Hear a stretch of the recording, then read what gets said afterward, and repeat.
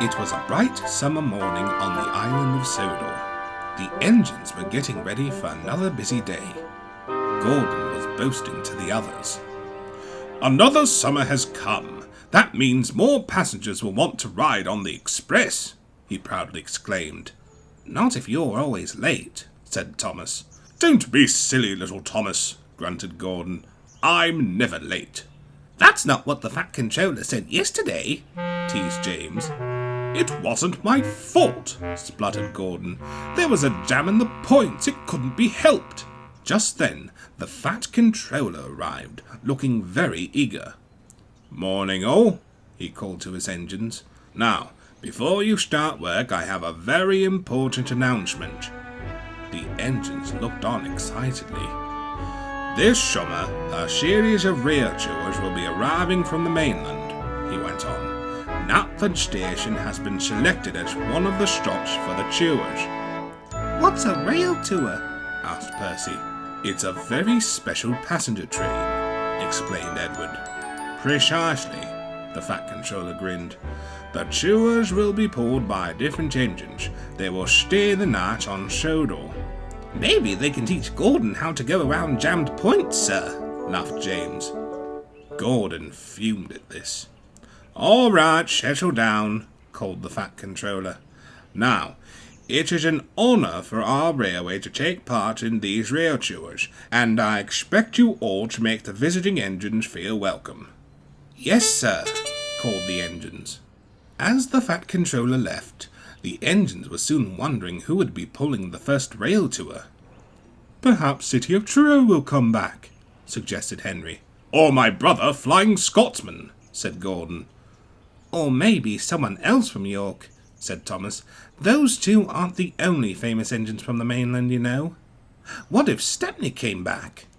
"That's an awfully long way for such a little engine like him," said Toby. "What if a diesel comes and says rude things to us?" huffed Percy. "I suppose we'd find use for another bowler hat then," joked Edward. The engines laughed at this. But I mustn't tell you any more, or I shall spoil the next story.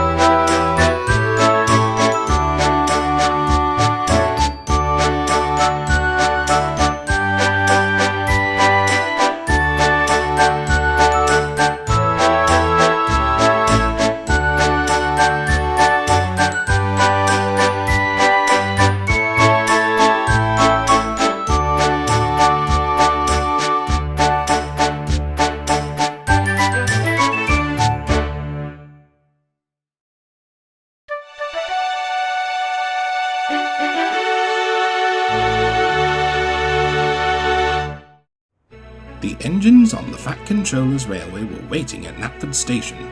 There was much excitement. The first of the summer rail tours was due to arrive at any minute. Thomas was excited. "I can't wait to meet the visiting engine," he said. Just then, the engines heard an unfamiliar whistle.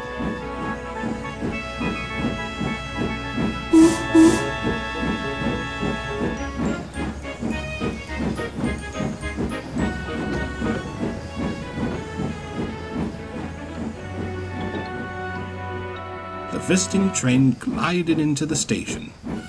Its engine was Princess Elizabeth. She looked very big and very strong. The Fat Controller spoke. "Welcome to the island of Sodor," he said. "We're glad to have you here with us." "Thank you, sir," said Princess Elizabeth daintily. "The pleasure is all mine."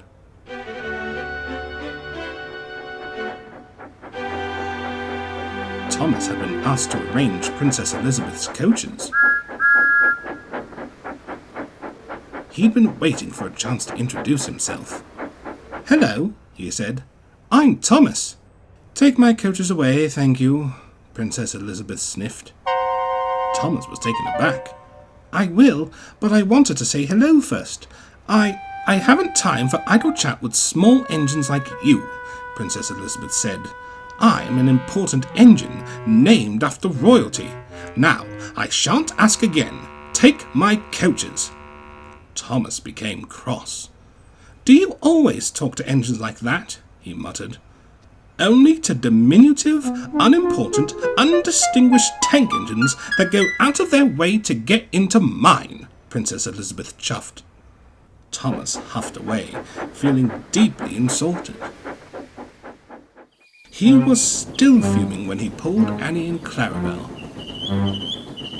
The coaches twittered to each other. "Thomas is cross. Oh, what shall we do? Oh, what shall we do when Thomas is cross?" "That stupid old witch," Thomas grumbled that night in the sheds. "Who does she think she is, calling me unimportant?" "That horrid engine called me names too," said Percy. "She said I was nothing more than a little green nuisance." "We're both important," said Thomas. "Everyone knows that, even the Fat Controller." "Important?" grunted Gordon. "You two can't be as important as me." "Or me," put in James. "Honestly, Thomas, I thought you'd know your place in the world by now." "Figured you'd say that," Thomas groaned. "That's enough," said Edward. "There's no need to make it worse." Gordon and James sniggered quietly to themselves. As the engines fell asleep one by one, Thomas thought of how he could pay Princess Elizabeth out. The next morning, the Fat Controller was giving out jobs to his engines. He turned to Thomas. "Thomas," he said, "I need you to pull a goods train to Crosby Station." "Yes, sir," said Thomas. Thomas made his way to the station. He could see a line of trucks waiting for him. He also saw Princess Elizabeth resting in the sheds. Then Thomas had a naughty idea. He went up to where Princess Elizabeth was resting. "Excuse me," said Thomas. Princess Elizabeth glared at Thomas. "What do you want?" she sniffed. "Oh," said Thomas, "I was going to tell you that a very important train needs to go up the line. I was hoping you'd be interested in taking it. But then again, an important train?" Princess Elizabeth perked up. "Why, that's just the job for me." "Splendid," said Thomas. "It's waiting for you at platform 3.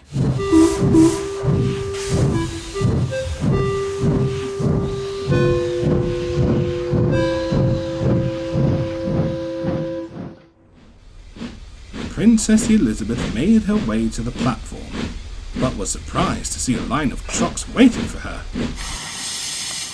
"Whatever is this rubbish?" she scoffed. "That's your train," said Thomas innocently.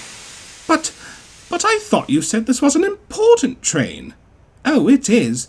An important goods train. Do enjoy yourself." Thomas puffed cheekily away. Princess Elizabeth growled with fury. "That little nymph tricked me. I can't be seen pulling these awful trucks." The trucks began to laugh. "What's wrong with trucks?" "I'm a passenger engine," she scoffed. "My sisters and I were meant to pull the Grand Royal Scot passenger trains, not freight service." "Till then, you're stuck with us," giggled the trucks. Just then the guard blew his whistle. Princess Elizabeth groaned and fussed. "I hate freight. I hate freight," she chuffed. "Listen to her," the trucks teased. "Princessy says she hates freight. Doesn't she know that freight is great?" Freight is great. Freight is great. We can't be wait, 'cause we are freight. And freight is great. Freight is great. Freight is great. We never soak. We hold the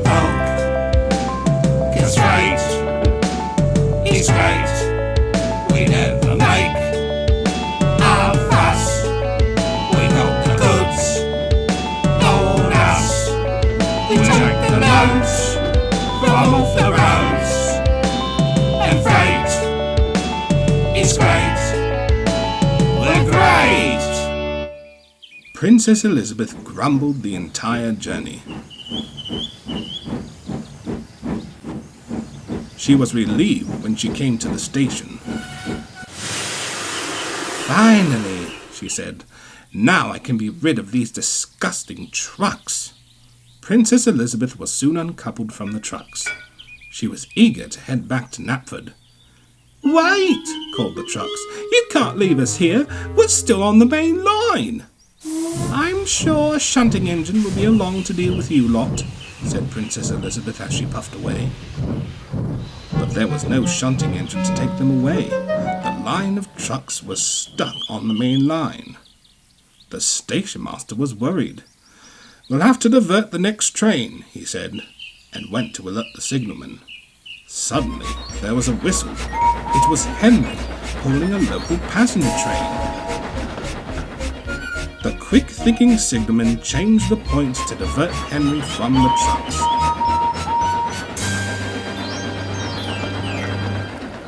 Just in time.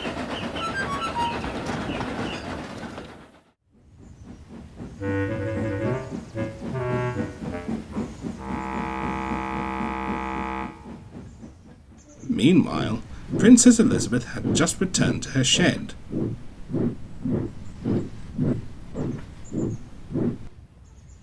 Thomas puffed up. "So, you've delivered your important goods, I expect," he said innocently.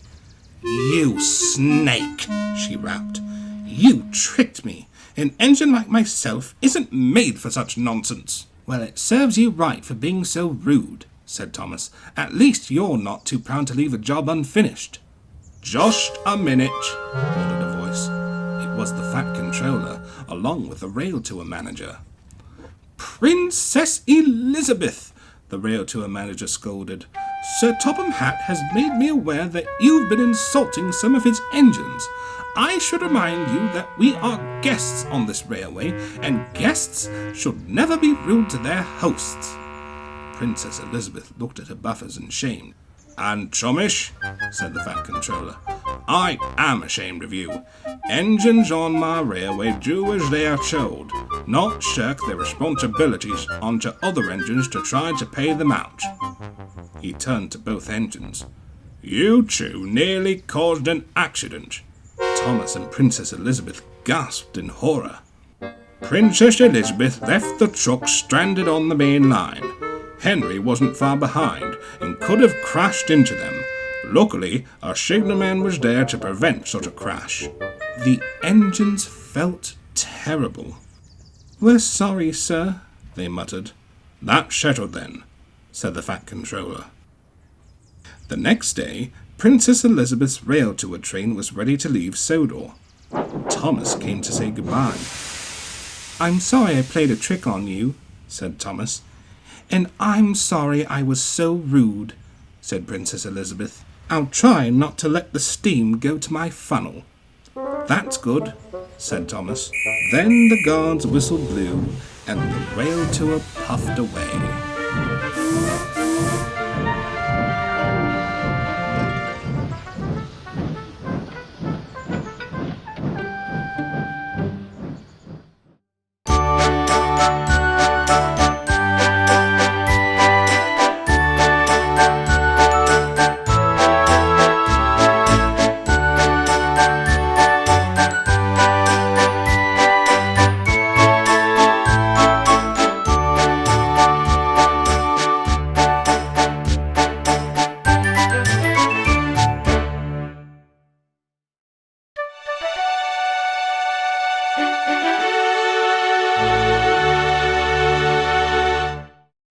Knapford Station was in a flurry of activity.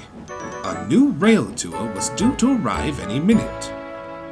"Have you heard about this engine pulling the train?" asked Henry to Gordon. "I hear he's named after a lord." "Hopefully it doesn't go to his smoke box," sniffed Gordon. "He'll want to talk," said James. Just then, a large engine pulled into the station.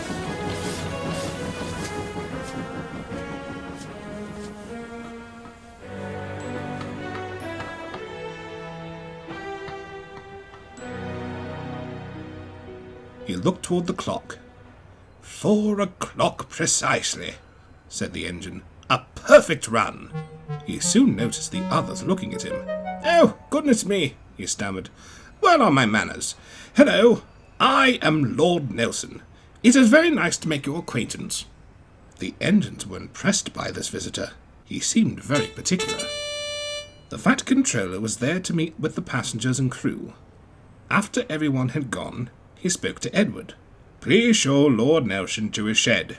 He'll want to rest after his journey. Yes, sir, said Edward. Come along, Lord Nelson, said Edward. The sheds are just this way. Shed? The visitor exclaimed. Don't be silly, dear boy. I have no need for that. I'll spend the night in your navy yard. Edward looked puzzled. There is no navy yard on Sodor, he explained. Lord Nelson frowned. Well, surely, he remarked, you must have some sort of port, quayside, or dockyard somewhere near the sea.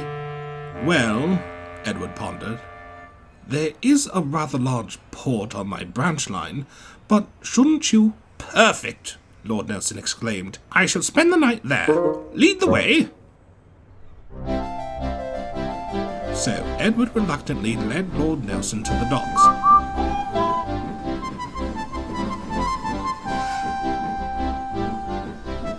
Salty had just arranged some trucks. Ahoy there, mateys, called Salty. This is Lord Nelson, said Edward. He would like to spend the night here, if that's all right. Of course, shipmate, said Salty. Welcome aboard. Lord Nelson looked around. There was the sight of boats, the call of seagulls, and a sea breeze in the air.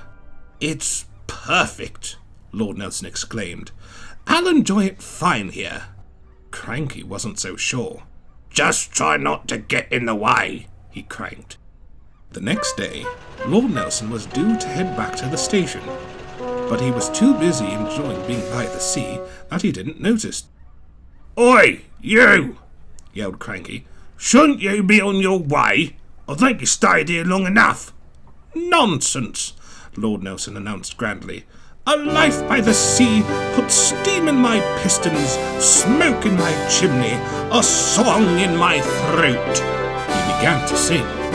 Come cheer up, me lads, 'tis to glory we steer, to add something more to this wonderful year. To honour we call you as free men, not slaves, for who are so free as the sons of the waves. Hot of oak on our ships, jolly tars on our men, we always are ready. Steady, boys, steady. We fight and we conquer again and again.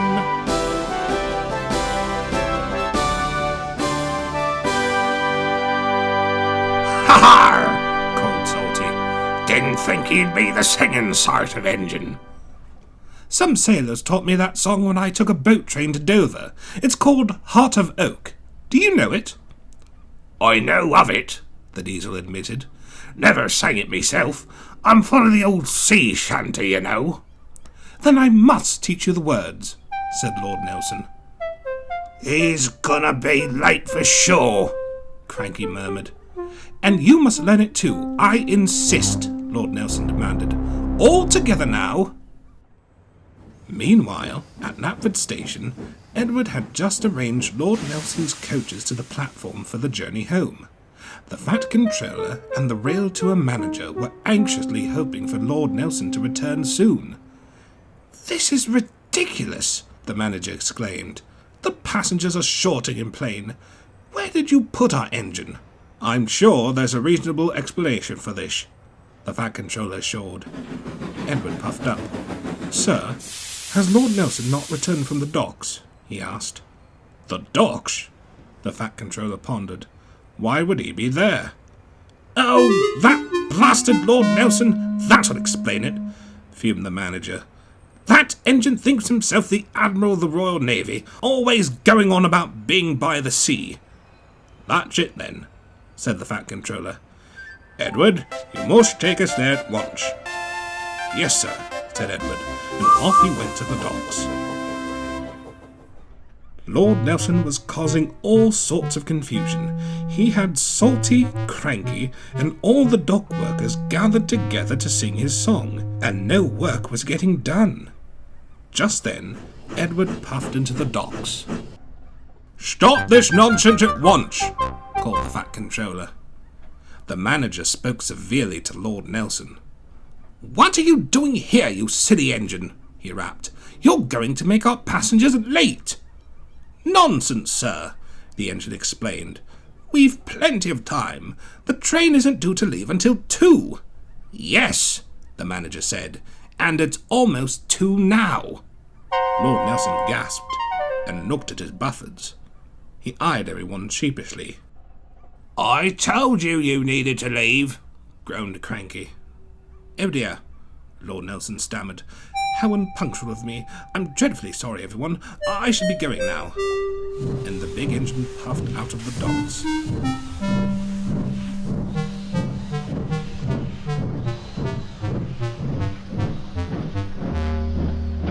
"Well," said the Fat Controller, "that takes care of that." "And about time too, sir," agreed Cranky. That night in the sheds, Edward told the other engines about the day's events. Everyone had a good laugh. "Pity he couldn't stay longer," said Thomas.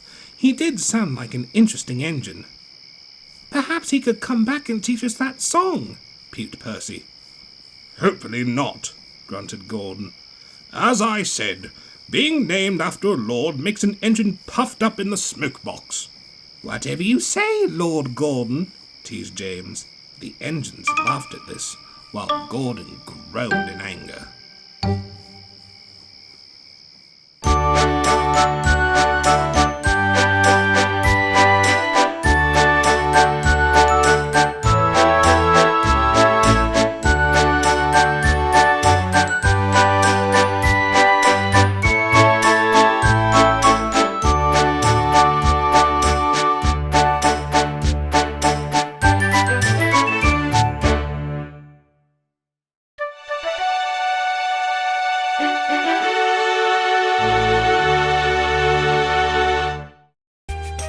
Duck, the Great Western Engine, has lived on the island of Sodor for many years. He works very hard and is proud of being from the Great Western Railway. His friend, Oliver, along with Toad the Brakeman, are Great Western too. One day, Oliver met Duck at the station with some news. "Have you heard?" said Oliver. "There's a new Railtour coming." "Of course I've heard," said Duck. "It's been the buzz round the yard all week." "There's more," said Oliver. "The visiting engine is a Great Western Hole." Duck was excited. "It's been a while since I seen one of those engines," he said. The day came. Duck and Oliver were waiting at Knapford, eager to see what the engine was like. Then the visiting train pulled into the station.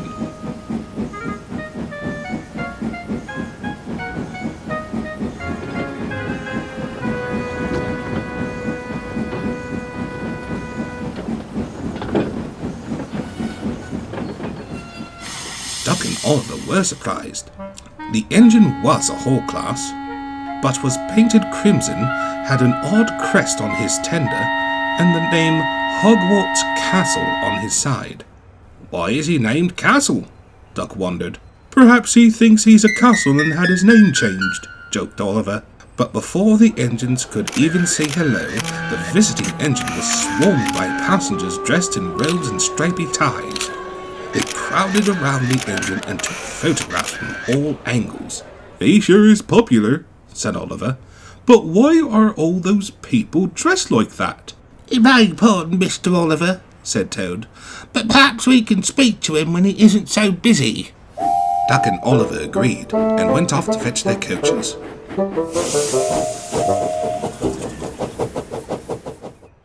That afternoon, Duck and Oliver had just finished the day's work. They saw the visiting engine alone in a shed. The two engines came up alongside. "Hello," said Duck. May we talk to you? The engine perked up. Yes, he said excitedly. You were at the big station earlier today, right? That's right. My name's Montague, but my friends call me Duck. This here's Oliver. And you are Olton Hall, said the engine. I know my nameplate says Castle, but, you see, they changed it. They? Asked Oliver. The film people, said Olton Hall. I was in a film, you see, about a boy who learns to become a wizard. In it, he and the other boys and girls go to their wizard school by train, and I was chosen to pull that train. Is that why all those people were in robes and ties? Asked Duck. That's right, Olton Hall said. They're fans of the film and wanted to get their picture with me. You must be happy with your newfound popularity, said Oliver. Olton Hall sighed. I'm grateful for it, he said. But I do miss the old days when I was painted green and wasn't as popular. I'd like to be really useful and not get recognised. Duck thought for a moment. Maybe I can help with that, he said. Would you like to come work with me tomorrow? Thank you, said Olton Hall. That will be nice. The next day, the two engines asked their drivers about their plan.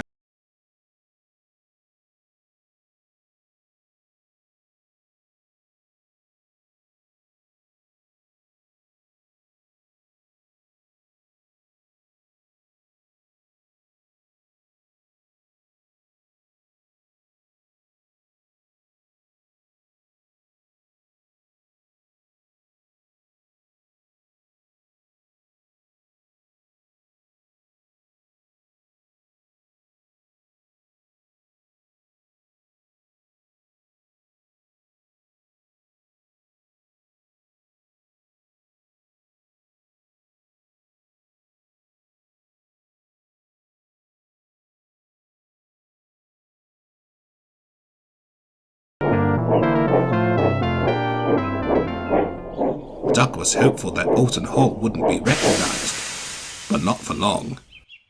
An excited passenger noticed Olton Hall. Look, she said, it's the train from the film.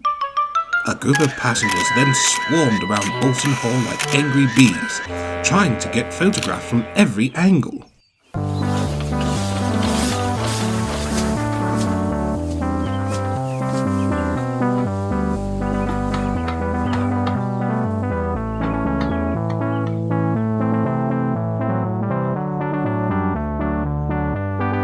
Later that day, the two engines arrived at Knapford.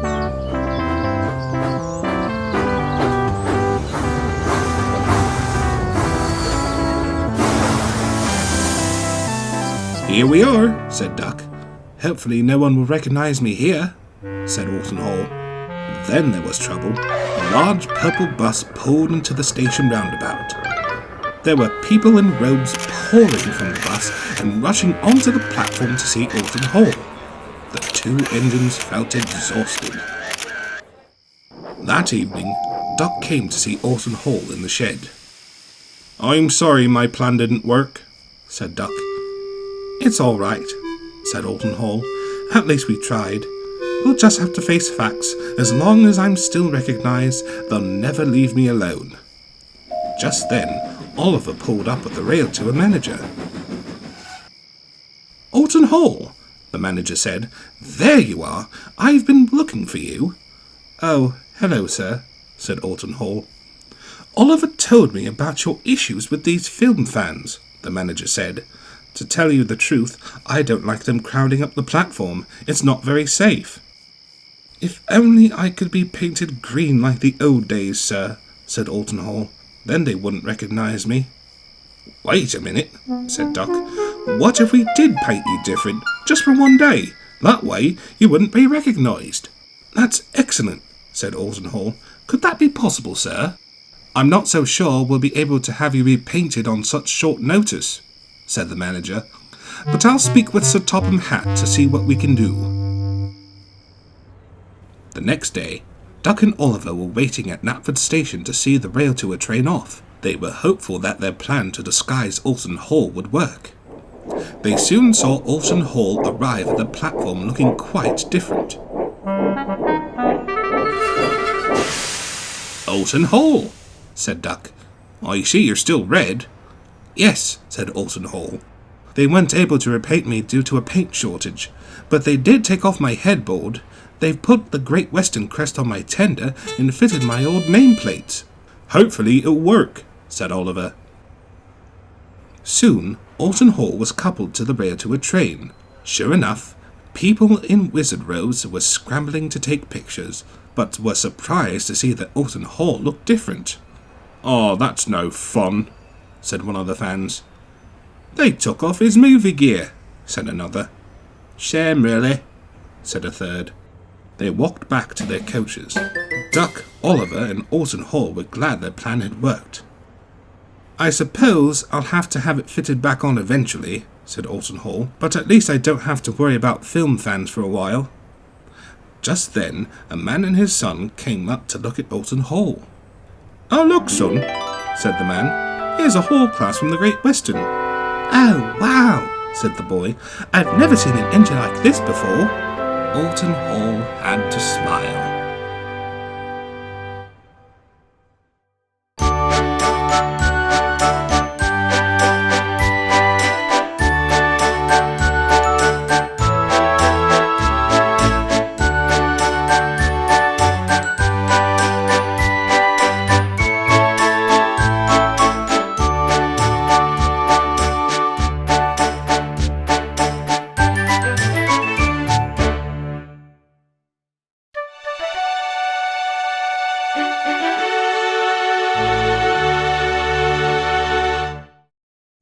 Gordon the big engine was feeling ill and out of steam. Your tubes need replacing, said the Fat Controller. You shall go to the work to have a new shed fitted.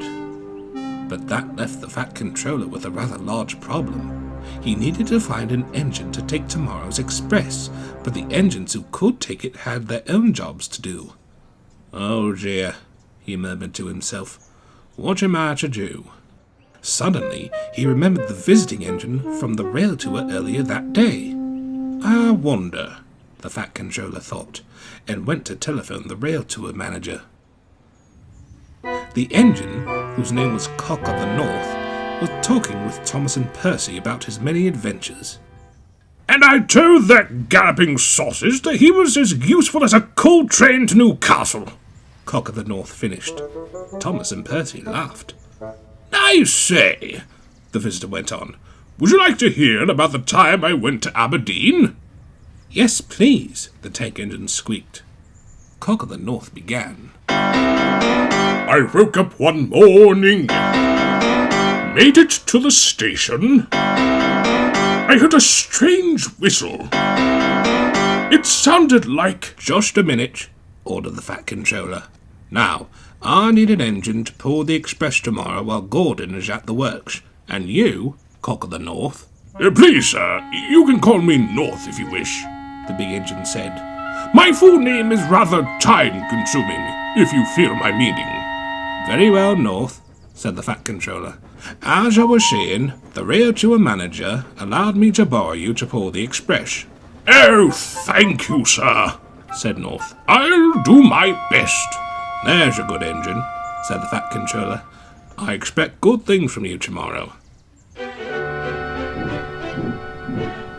The next morning, North puffed into the station ready for his express run.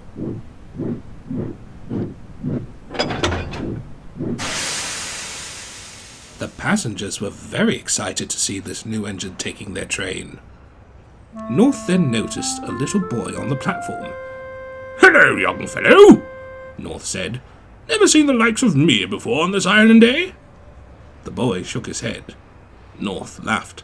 Say, would you like to hear about the time I went to Aberdeen?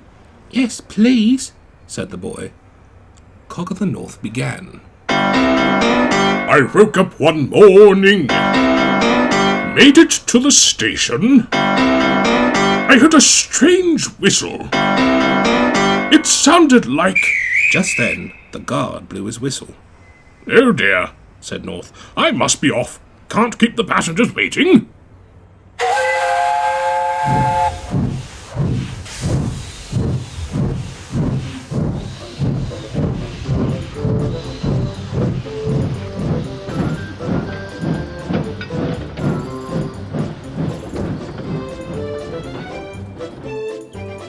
cog in the north made good time with the express as he pounded along the rails and whistled hello to every engine he met. North soon came to the end of the line. The passengers were delighted to have had a splendid journey. However, on the way back to Knapford, there was trouble. As he was speeding along the line, North felt something thump under his wheels. Ouch! He exclaimed. What could that have been? Suddenly, he heard the squeal of the coach's emergency brakes.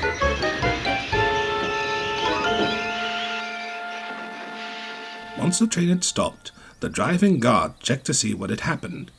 Luckily, none of the passengers were hurt, but one of the coach's bogies had come off the track.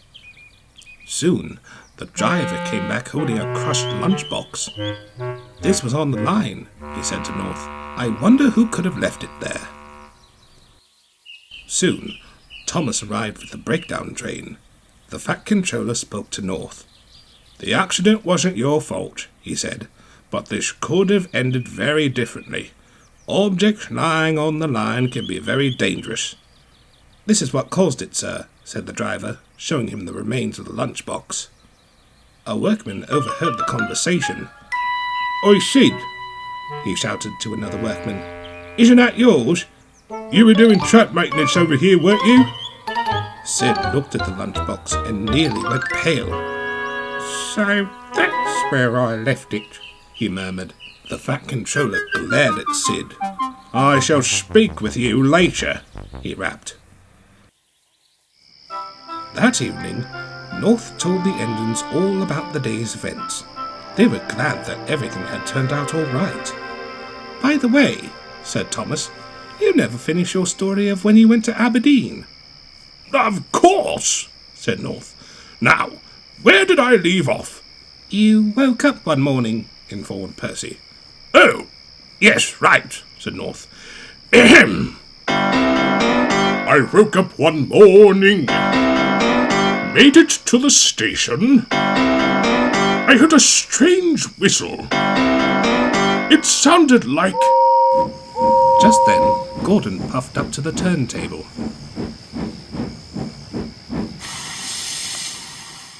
I've heard you've done well with the express, he said. Glad to hear it. My tubes have been replaced, and I shall take over for tomorrow's train. Oh, so you're Gordon, North exclaimed. Back from the works. He looked at the other engines. You all know what this means, don't you? The other engines looked at him puzzled. Gordon's alive!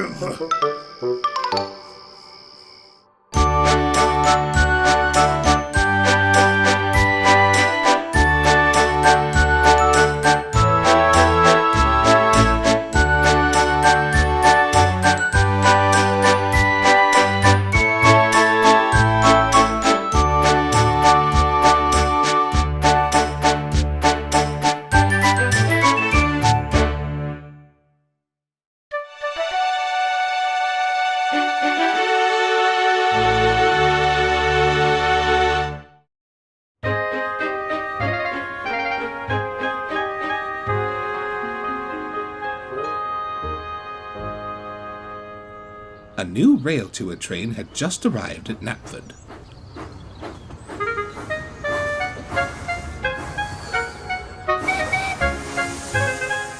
The engine's name was King George V. He had Brunswick green paint and a big brass bell on his front. Later, Toby went up to the visiting engine. Hello, I'm Toby, said the steam tram. I see you've got a bell. I've got one too. King George V laughed. I can see that, he said. I am King George V. Funny thing about this bell, I actually got it when I went to America. Did you know? All the engines over there have to have one. Really? Said Toby. He was impressed. Just then, Thomas puffed by with Annie and Clarabelle. Hello, Thomas, said Toby. Have you met King George V yet? He's been all the way to America. Thomas looked at the big engine and frowned.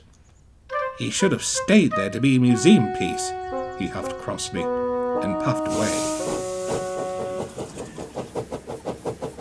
King George looked puzzled. What was all that about? He wondered. Oh dear, said Toby. You'll have to excuse him. You see, we had another visitor with a royal name, and she was rude to Thomas. I imagine he thinks you'll be the same way. King George looked hurt. I'd never look down on another engine because of my name, he said. I'll try to warm up to him. Then he'll see that we royals are just like any other engine. But that was easier said than done. The next morning, Thomas was at the platform waiting to take his first train when King George puffed up beside him. Hello, Thomas, he said in his most cheery voice. I am King George V. It is very nice to meet you. Thomas huffed and looked away. You know, King George continued, yesterday I think we got off on the wrong foot. How about we try again, eh? Thomas didn't answer. I understand you've had an issue with the royal engine in the past, King George continued, but I want to assure you that it's pronounced issue. What? I said it's pronounced issue, said Thomas. Honestly, if you want to be friendly with me, you'll have to not sound like an upper-class twit. And Thomas puffed away. For the rest of the day, King George tried as hard as he could to get Thomas to warm up to him.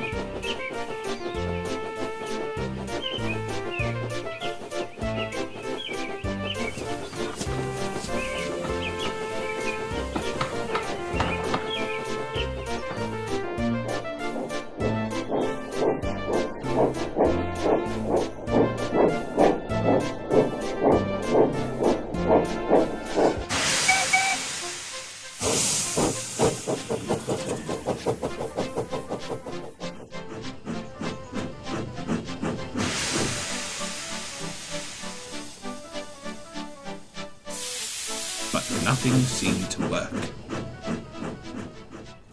At last, King George gave it up. He felt exhausted. Toby tried to cheer him up. It's a shame, Toby, King George said. My train is due out this evening for the mainland, and I don't want to leave on bad terms. You know, said Toby, perhaps regaling a tale from your working days might pique Thomas's interest, possibly find some common ground. King George thought. Apart from my trip to America, he said, nothing really substantial happened to me. So you've never raced a bus? No. Fallen down a mine? No. Crashed into a station master's house? No. Found fish in your tanks? No. Not even been in trouble with the police? Can't say that I have, said King George. That night, King George was soon making his way back to Knapford to take his Railtour train home. But as he approached the platform, the big engine saw something peculiar. Brakes, driver! He called, and King George ground to a halt. What's all this for? Asked the driver. Look, said King George, over there near the platform. Someone's waving lights about. It could mean danger. Stuff and nonsense, said the driver. The distant signal was clear, wasn't it? King George frowned. One of my brothers was in a terrible crash at Norton Finch Warren because he passed a danger signal, he huffed. I'm not moving until I know it's safe. The driver sighed and went to telephone for help. Meanwhile, at the station, the passengers were becoming anxious. They could see King George in the distance standing on the line. What on earth could he be sitting there for? Asked the Railtour manager. This is very unlike him to keep us waiting. The Fat Controller agreed. He turned to Thomas. Thomas, he said, go and see what's preventing King George from coming to the station. Thomas made a face. That engine's no good, sir, he sniffed. All engines named after royalty are. He can jolly well sit there. Thomas, exclaimed Toby, I'm ashamed of you. What of the passengers? Do they deserve to be left stranded here? Thomas soon changed his mind. Oh no, he peeped, not the passengers, I completely forgot. And off he went to see King George. Thomas soon reached where King George was standing. King George, said Thomas, why aren't you at the station? Your train must leave soon. Everyone is waiting. I would, said King George, but there's some sort of flashing light near the platform. I think it's a warning signal. Thomas was puzzled. I didn't see any lights, he said. Just then, King George's driver came hurrying up. I've just received word from Knapford, he said. The station master said that he found 2 boys playing with torches near the platform. So that's what I saw, said King George. Now the big engine felt silly. Oh dear, he said. I've never had anything like this happen before. Thomas thought for a moment. I think I've done worse, he said. Once I was set to pull a train but forgot about the coaches. I was so embarrassed. Both engines laughed. I'm sorry I was rude, said Thomas. I suppose royal-named engines are just like any other engine.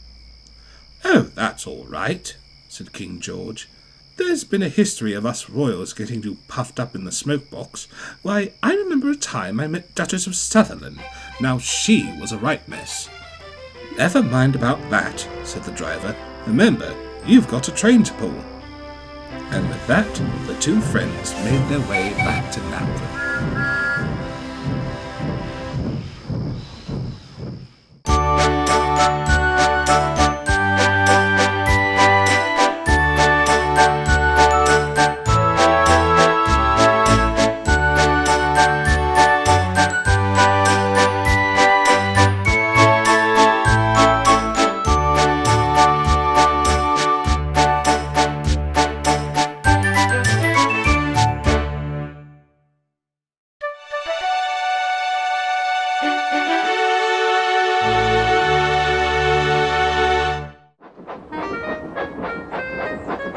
A new rail tour had just arrived on the island.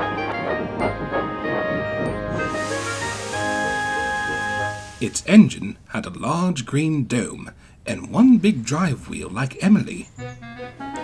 Later, the engine was talking to James when Emily arrived. Who's this? Asked Emily. Hello there, fellow single, said the visiting engine. I am Achilles. Achilles was just telling me about how fast he can go, said James. Ah, yes, Achilles said. Our speed is why my brothers and I did passenger work back in our day. It's due to our large drive wheels and inside cylinders, you see. He looked at Emily. You probably wouldn't know much about that, would you, sister? Emily frowned. Why is that? We have the same configuration, and I can go at a fair speed on my passenger duties. Not with that side rod of yours, Achilles said. All that friction it causes can slow an engine down. So you say, Emily huffed. James sniggered quietly. And you're even worse, my scarlet friend, Achilles sniffed. Your cylinders may be inside, but those 2 extra drivers will slow you down for sure. Take my advice to get them scrapped and get a big wheel like me. James went redder than ever. I won't stay here to be insulted, and he huffed away. That was rude, chuffed Emily. What can I say? Said Achilles. Not every engine can handle the truth. That night in the shed, James wouldn't stop complaining about Achilles. That invisible engine caught me slow, he harped. Fancy him telling me my 6 wheels and rods make me a slow engine. Oh, shut up, James, said Gordon. Maybe he's got a point. You should get rid of those extra wheels. No, I won't. I'm perfectly fine, hissed James. Anyway, by his logic, I'm probably faster than you with your extra wheels and clanking rods. The other engines laughed. Gordon groaned with resentment. The next day, James was getting ready to take a passenger train up the line. Emily came by his side. "Hello, James," she said. "I hope you're not too upset about what Achilles said yesterday." "Well, I still am," James admitted. "Honestly, I'd like to see him do better." Achilles pulled up next to the two engines. "Maybe I should," he said. "What do you say? I'll show you how we do things on the mainland, old chap." James begrudgingly agreed. The two engines then asked their drivers, and when they said yes, Achilles was coupled up to the coaches. But when Achilles applied his brakes, an awful creak came from his wheels. James and Emily stared. Achilles glanced around. "That's never happened before," Achilles thought to himself. "Problems?" asked Emily. "Oh, no, said Achilles. "Everything's fine." Just then the guard blew his whistle. Achilles puffed away with the coaches twittering behind.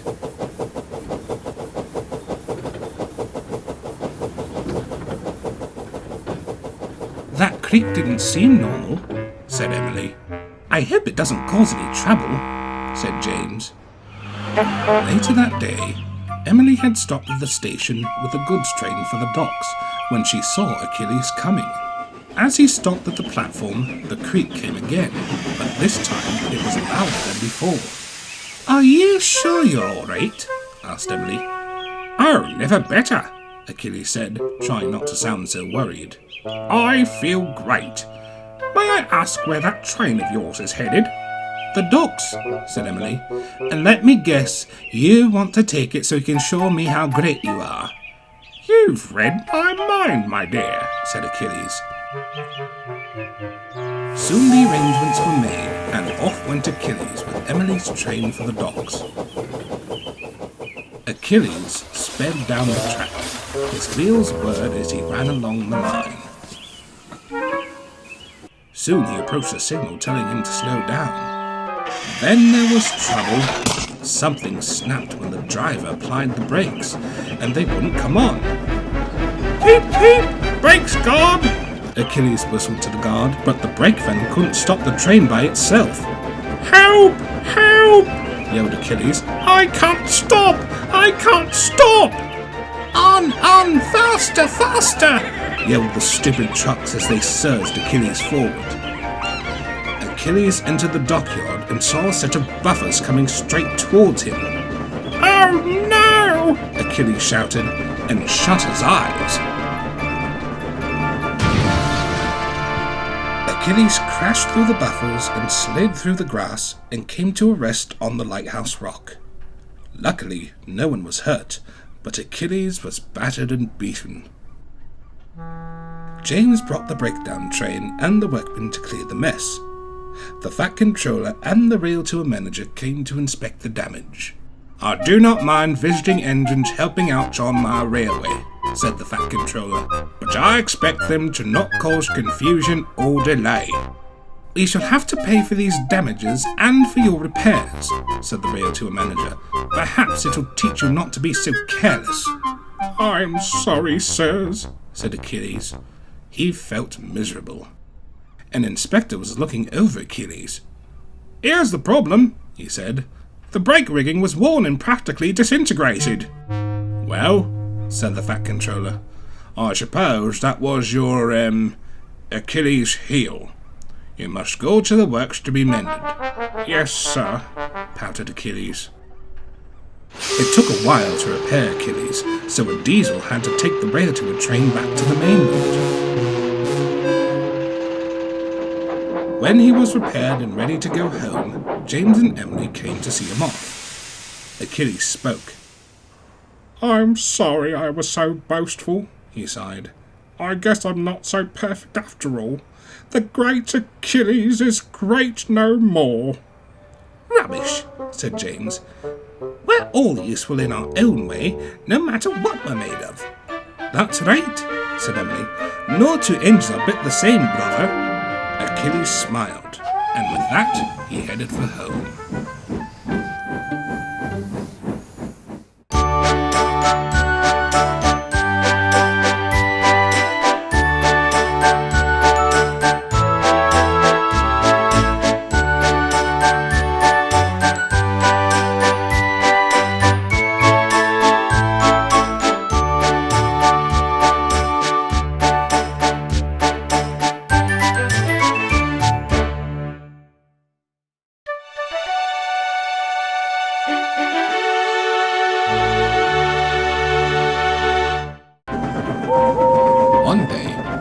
had just returned to Knapford with the express.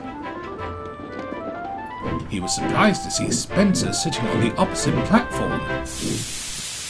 Spencer? Said Gordon. Let me guess, the Duke and Duchess of Boxford are coming to visit their summer house. Usually, yes, said Spencer, but this time no. Their Graces have insisted on coming to Sodor, but they've left me in the dark as to why. All they said was wait and see. We do have a rail tour coming today, said Gordon. Perhaps that's why.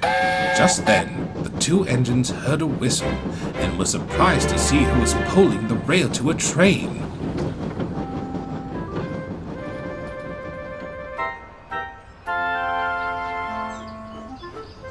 It was a big blue engine who looked a lot like Spencer.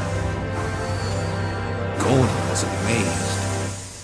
Spencer, he said. Do you know who this is? Of course I jolly well know who it is, Spencer sniffed. It's my good-for-nothing brother Mallard. It's good to see you again too, Spencer, laughed the engine. The Duke and Duchess of Boxford then came up. This was our surprise, they said. Sir Topham Hatt informed us that Mallard was coming, and we thought you two would like to see each other again. Spencer frowned. Aren't you happy to see him?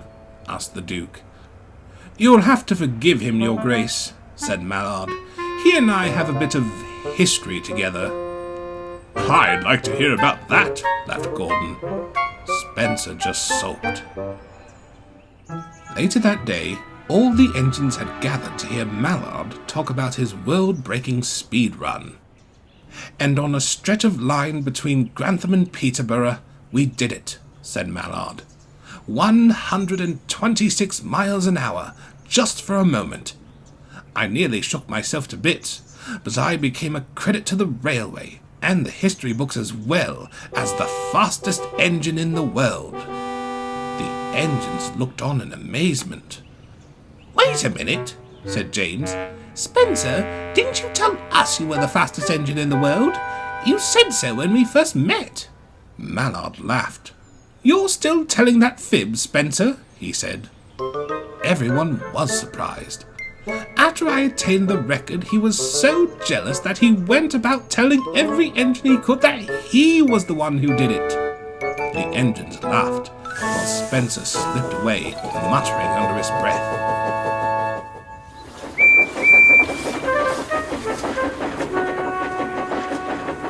The next day, all the engines teased Spencer for lying about being the fastest engine.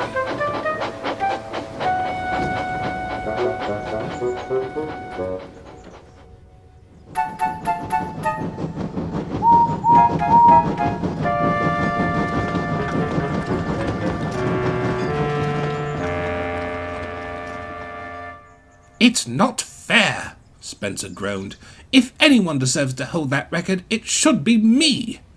Come now, Spencer, said Mallard. We can't change the past, so there's no use in complaining about it. But why you? Pouted Spencer. There were plenty of our kind back then. Any of us could have done it, but why did they choose you out of all of us? Mallard thought for a moment. You know, he said at last, I don't know. I suppose there could be the fact that I was run in enough to not be worn at the time, but I guess I was just available. That night, Spencer couldn't sleep.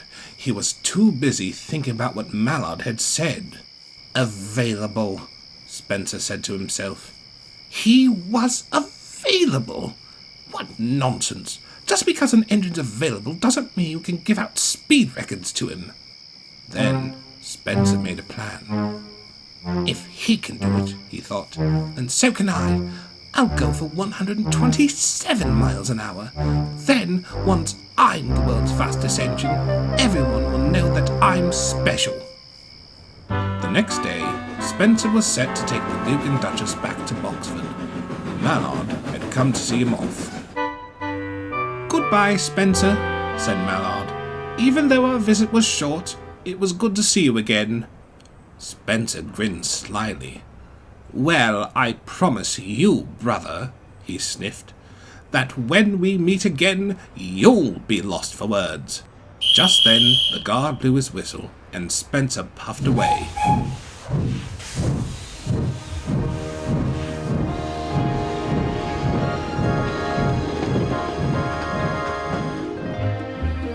Spencer was racing furiously along the track. His wheels pounded the rails as he sped down the line. "Hold on, Spencer," said the driver. "We're not in a hurry." But Spencer kept speeding down the line. He was going faster and faster with every ounce of steam he had. "Come on, come on, come on," he panted. "Must beat Mallard, must beat Mallard." Then there was trouble. The emergency brake from one of the coaches had come on. Spencer had no choice but to slow down. The train soon came to a stop. But just as they had stopped, the guard ran up to Spencer's cab. "Call the fire brigade!" he yelled. "The coach is on fire!" Spencer gasped in horror. Everyone was evacuated from the train, and the fire brigade was soon on the scene. After a bit of effort, the fire was soon extinguished. "The cause of the fire originated from an overheated axle box on one of the coaches," said the fire chief. "Once it got hot enough, it caused part of the coach to combust." The fire chief looked at Spencer. "You must have been going at a fair speed to make that happen," he said. "Be very thankful that it didn't get worse than it did." Spencer felt ashamed.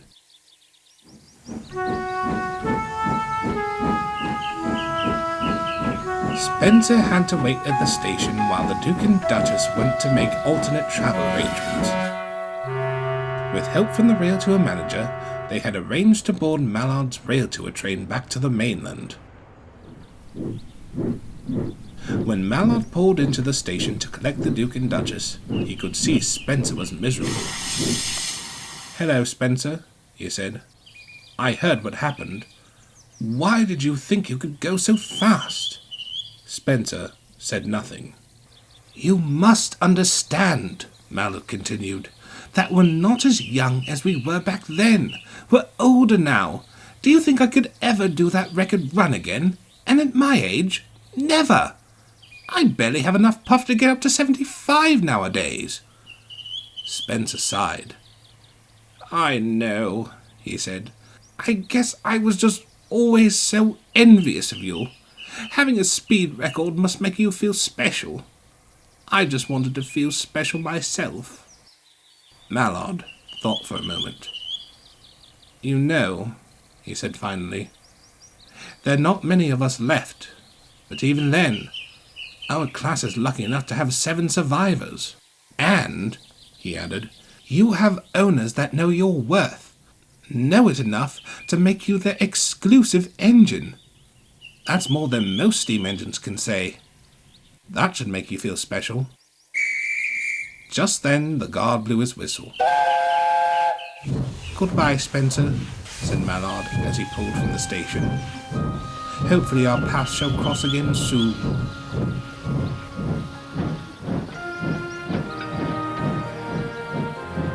As Mallard's train disappeared into the distance, Spencer thought about what Mallard had said. He smiled to himself, knowing that, at long last, he finally felt special.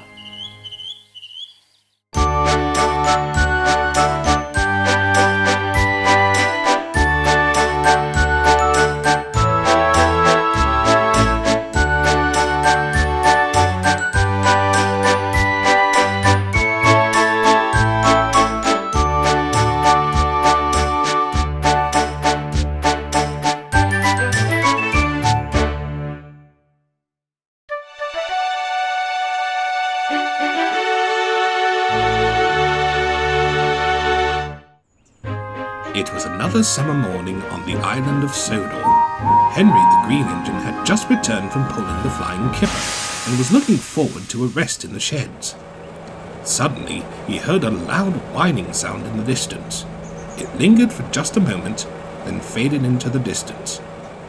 What could that have been? He wondered. Probably an airplane, said his driver. Henry looked puzzled. It didn't sound like any aeroplane I've ever heard, he said. Later that morning, the Fat Controller was giving jobs to his engines. Henry, he said, I'll need you to take a goods train to the docks. Yes, sir, said Henry.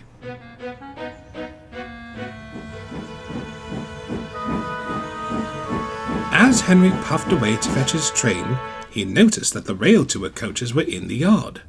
That's odd, thought Henry. I don't remember seeing a Railtour train come to the station this morning.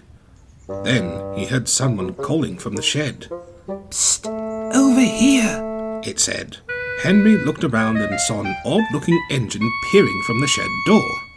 Hello there, Henry said. I haven't seen you around here before. What's your name?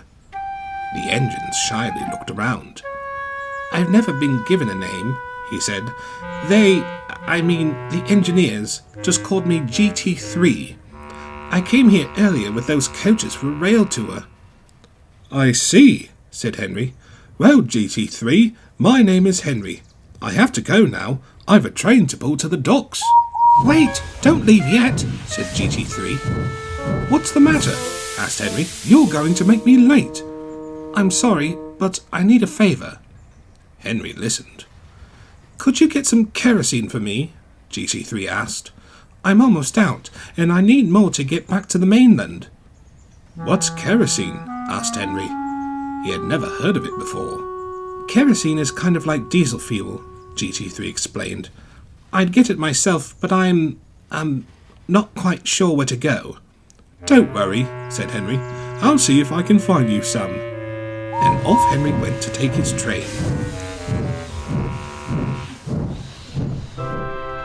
Later, Henry had just delivered his train to the docks, and Paxton came up.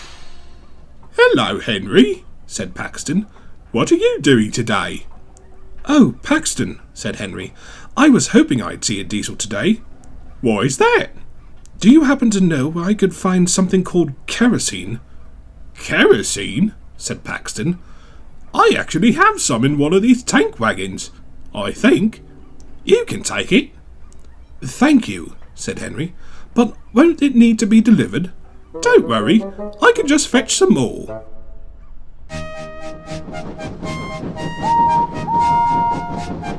So Henry was coupled to the tank wagon and set off back to Knapford.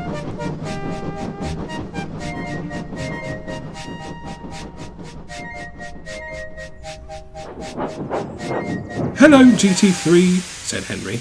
I've got that kerosene stuff you were looking for. What a relief, GT3 said. Thank you ever so much. Once his tank had been filled with oil, GT3 waited until Henry had left. Then his driver started his engine. It started with a low hum, then turned faster and faster until it made a steady whine. GT3 then began to crawl out of the shed.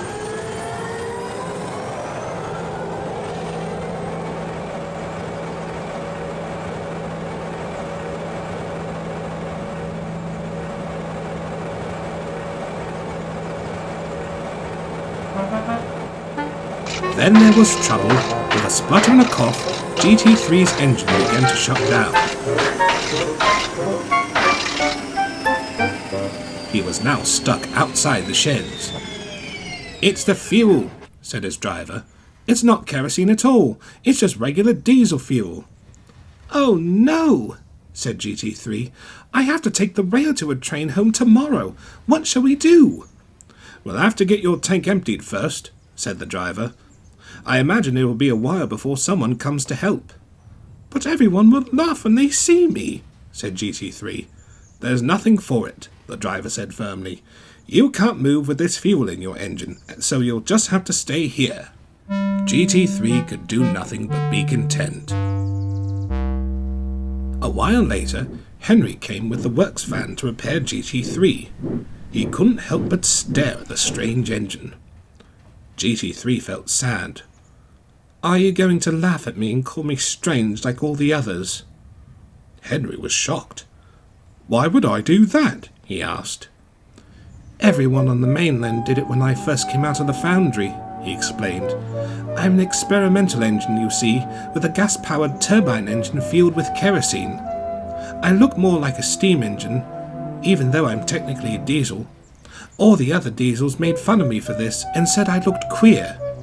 Is that really why you stayed in the shed when you asked me to get kerosene for you? Asked Henry. Yes, said GT3. I didn't want anyone to see me and call me names. But we've met all sorts of engines on these rail tours, said Henry. We've enjoyed having them over. I'm sure the others will want to meet you. So it'll be all right, GT3 pondered. They won't call me strange.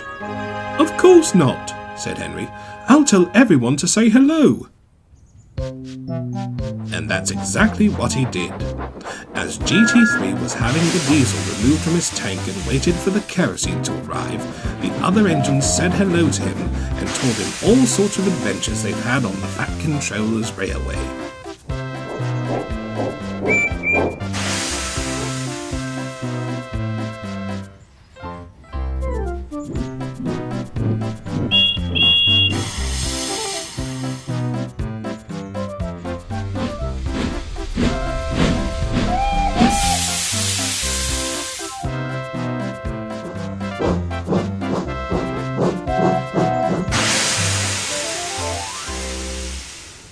The next day, Henry was waiting to see the Railtour train off.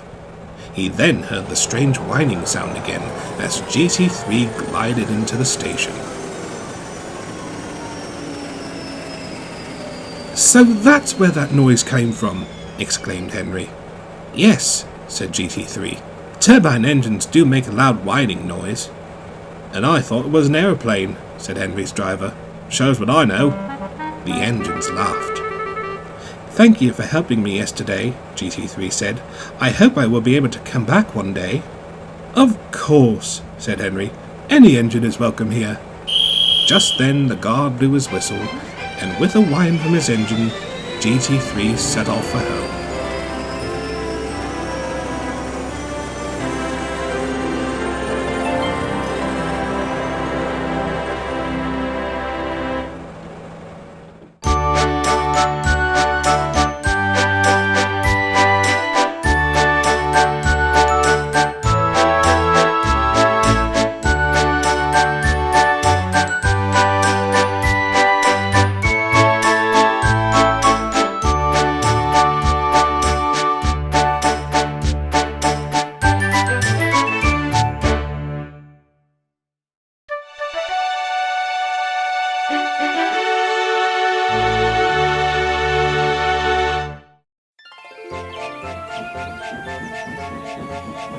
Thomas the Tank Engine was on his way to Knapford Station with Annie and Clarabel. As he made his way to the station, he noticed a familiar-looking engine sitting at one of the platforms. Thomas was sure it was Mallard, who had visited not too long ago. He came up to say hello. "Mallard," Thomas peeped. "You've come back. It's good to see you again." "Oh, I'm not Mallard," the engine laughed. "I'm his sister, Bittern."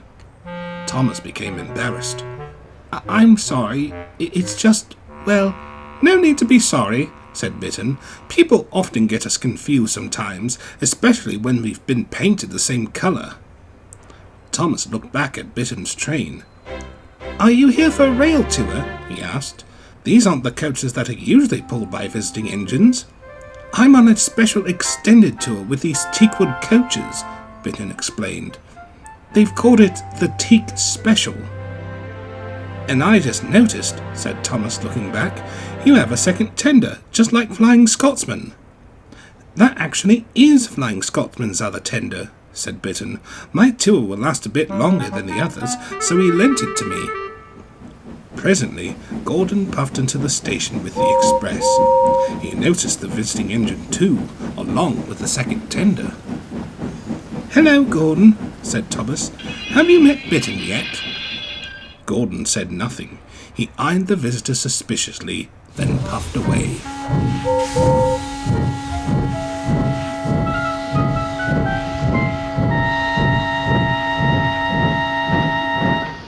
"What was that all about?" asked Bittern. "I'm not sure," said Thomas. That night in the sheds, Thomas told all the engines about Bittern. "You may also notice," said Thomas, "that she's got a second tender. The reason why is that—" "She's stolen it," Gordon interrupted. "Of course, it's the only plausible answer. They've hardly any coal and water on the mainland. My brother Flying Scotsman said it himself. Other steam engines over there would be dying to have another tender like him." "Don't be silly, Gordon," Thomas huffed. "That's not true at all. She needs it because she's on an extended tour. She told me herself." But Gordon wouldn't hear it. As Thomas continued talking about Bittern, Gordon made a plan. "I'll take that tender with me when I leave in the express tomorrow. When I get to the end of the line, I'll leave it there for Scotsman to collect." But he said it to himself. The next morning, Gordon made his way to the station to take the express. He saw the second tender sitting on a siding. "Now's my chance," Gordon thought.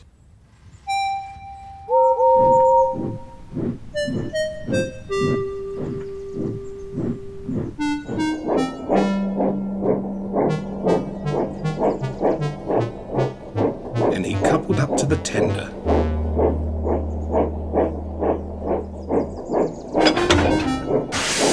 He was about to make his way out when the yard manager called for him. "Oi," he said. "What are you doing with that then? That's forbidden." "Yes, of course it's forbidden. I was just, Gordon thought for something to say. I was just seeing that it was topped off before she left today. You know, making myself really useful and all that." "Well, that's nice of you," said the yard manager. "Right then, carry on." As he walked away, Gordon sighed with relief. "That was a close one," he said, and puffed away to collect the express.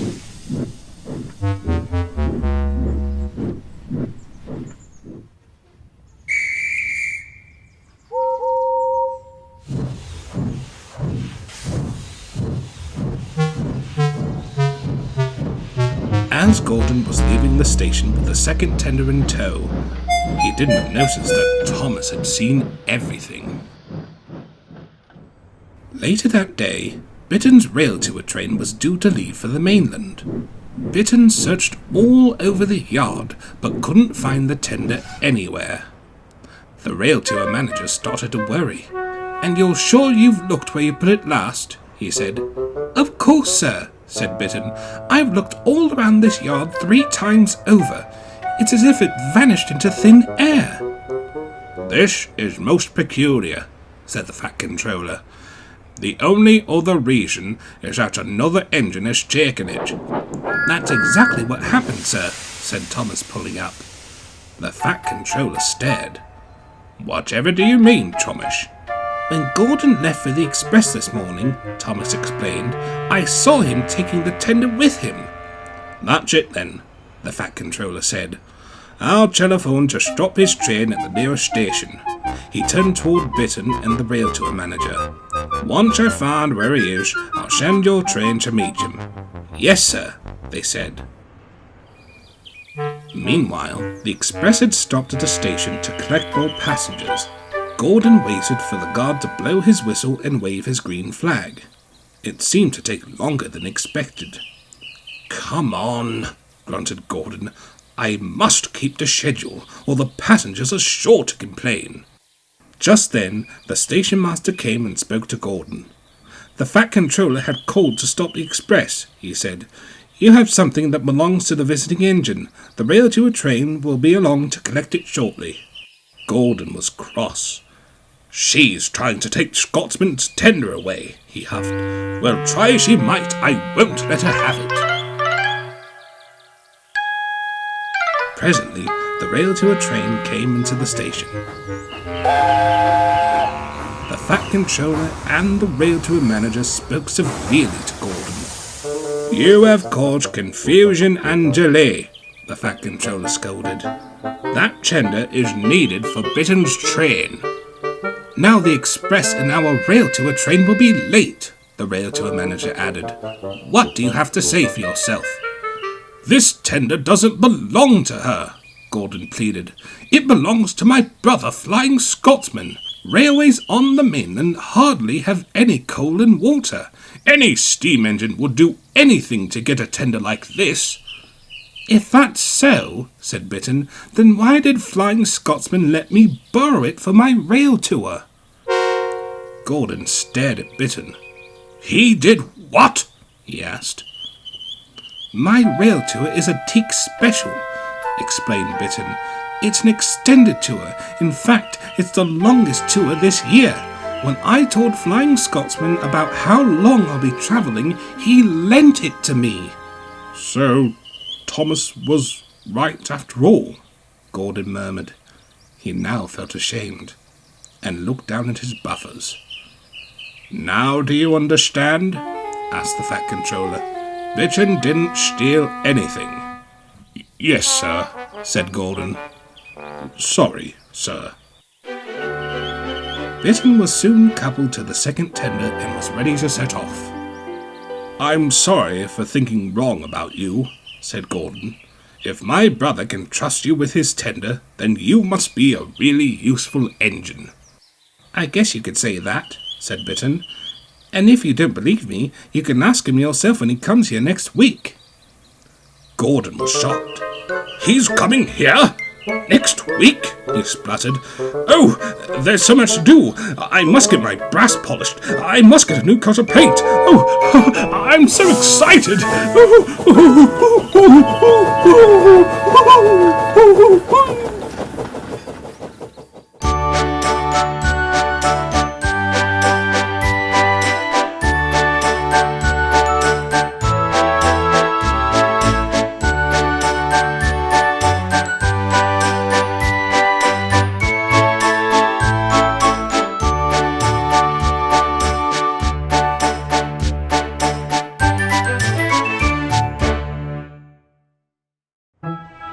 The Fat Controller was eagerly waiting at Knapford Station. A new rail tour train pulled by Flying Scotsman was due to arrive at any moment. The rail tour train then came into the station, but the Fat Controller was surprised to see that the train was being pulled by City of Truro. "Hello, Sir Topham Hatt," said the engine. "It's great to be back." "It's good to see you too," the Fat Controller said, "although I wasn't quite expecting to see you here today." The rail tour manager came up. "I can explain, sir," he said. "Head office had scheduled a double tour at the 11th hour. I meant to telephone ahead, but as you can imagine, preparing everything for these two tours made me quite preoccupied." "I'm all too aware of last-minute scheduling," the Fat Controller sympathized. "Flying Scotsman's train shouldn't be too far behind," the rail tour manager continued, "so it still should be on time as originally scheduled." "Actually, I'm a tad early."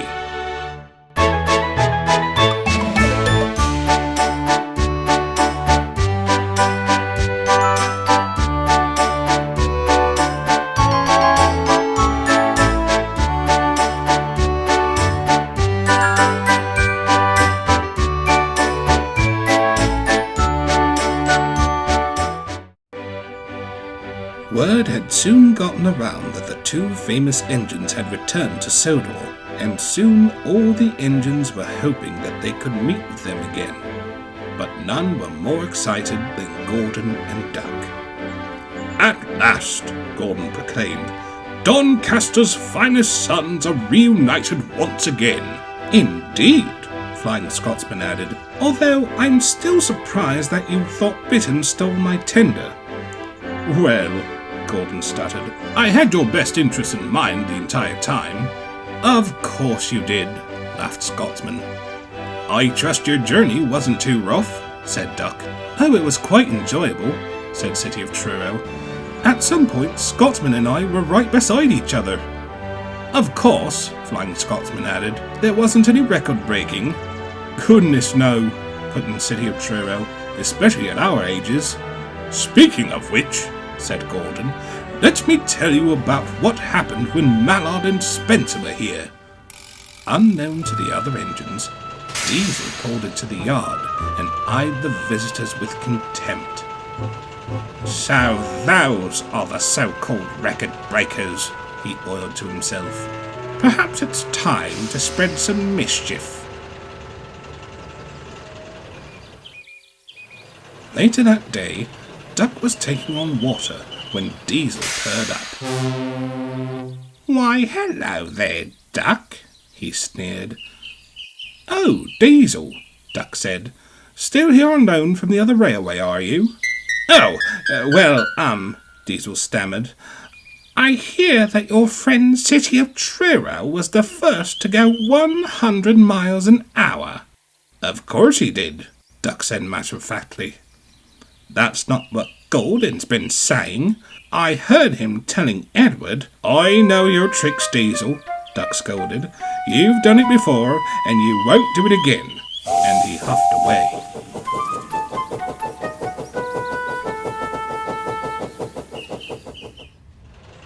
He later tried to pull the trick on Golden. Golden, Diesel said. Thank goodness I found you. You won't believe what Duck told Emily about Flying Scotsman. He said, Stow it, Golden sniffed. This galloping sausage won't be fooled by your lies again.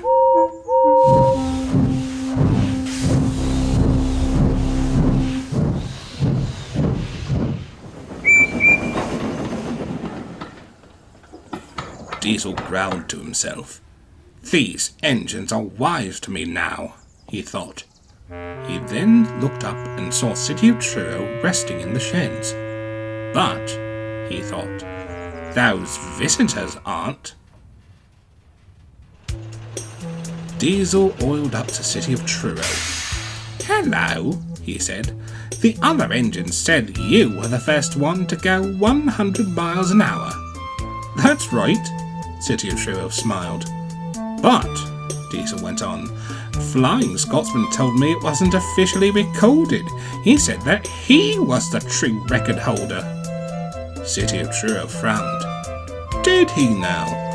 I'll have to give that engine a piece of my mind. Thank you for telling me. Later, Diesel spoke to Flying Scotsman. You're friends with City of Truro, aren't you? Asked Diesel. Why, of course we are, said Flying Scotsman. Why wouldn't we? Well, I've just heard him telling the other engines that he went 100 miles an hour before you even thought of, regardless of what your so-called official record states. That conniving snake in the grass, Scotsman fumed. I'll show him what for. Diesel, delighted with his handiwork, shifted away. The next day, both Railtour trains were waiting to depart. All the engines and the Fat Controller had come to see them off. Diesel waited in a nearby siding to see what the two engines would say to each other. Goodbye, City of Truro and Flying Scotsman, said the Fat Controller. It was good to have you both on my railway. Thank you, sir, Flying Scotsman said. Although, there is an issue I'd like to resolve before I leave. He looked at City of Truro. Truro, he said sternly, I've heard you've been telling these engines that you were the true first engine to go 100 miles an hour, and that my record is uncredible. Well, frowned City of Truro, I've heard that you were the one telling the engines that my claim for the record was false. A gasp and a hush hovered over the engines.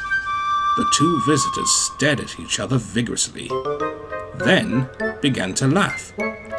If we haven't heard that argument at least 100 times, Flying Scotsman laughed.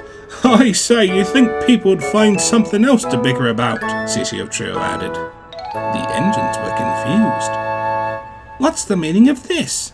Asked Thomas. You see, City of Truro explained, when Scotsman here officially obtained the record back in 1934, railway enthusiasts and historians had been going back and forth whether I did it first or not. Indeed, said Flying Scotsman. This debate has been going on for so long that we've just stopped caring about it altogether. Sometimes people are just set in their ways and there's nothing you can do to change their minds. But who managed to bring it up again? Asked Duck. It was a diesel shunter, Flying Scotsman said. In fact, there he is now. In the confusion, Diesel thought it best to try and slip away while no one was looking. "Diesel," snapped the Fat Controller, "I shall speak with you later." "Oh, crumbs," Diesel gulped.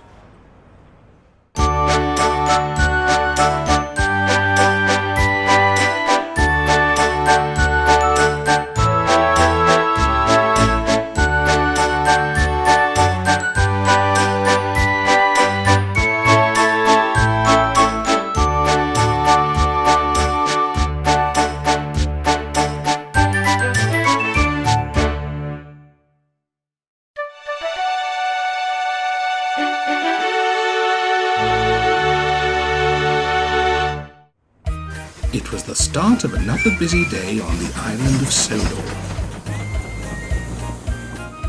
Percy the small engine had just finished delivering the morning mail. "Now for a rest in the sheds," he said sleepily. Just then he heard an unfamiliar whistle as an engine pulled into the station.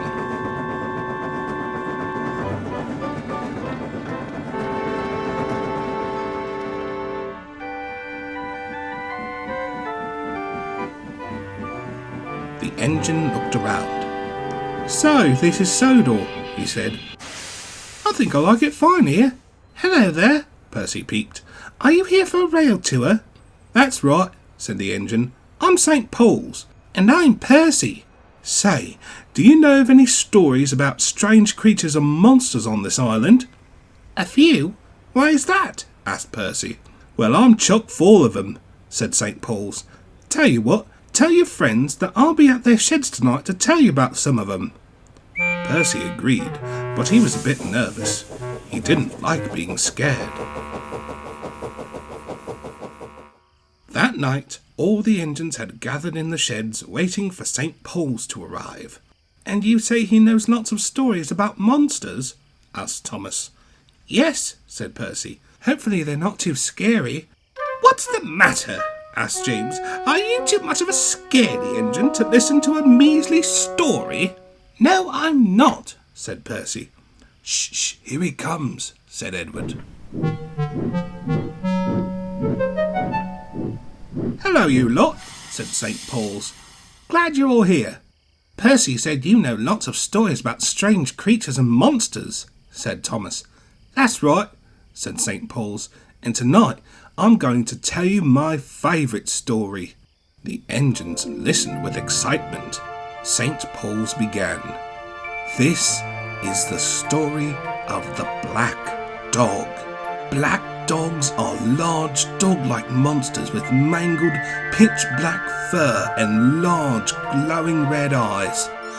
Legends say that they've haunted these isles for hundreds of years and are servants of the devil himself. Black dogs are omens of death, so if you cross paths with one, your fate will be sealed." The engine stared with amazement. Percy's sideburns rattled with fear. Later that night, all the engines had gone to sleep, when suddenly... "Ah! Help!" Percy cried. What is it?" yawned Thomas. "A black dog from St. Paul's story. It was right here." Thomas looked around. "I can't see anything," he said sleepily. "You were probably just dreaming." "Oh," said Percy. "I suppose I was. Dreams do often feel real, though." "That's true," said Thomas. "One time I dreamed I turned into an elephant." Percy laughed. "That's silly," he said. "It'd be silly if it actually did happen."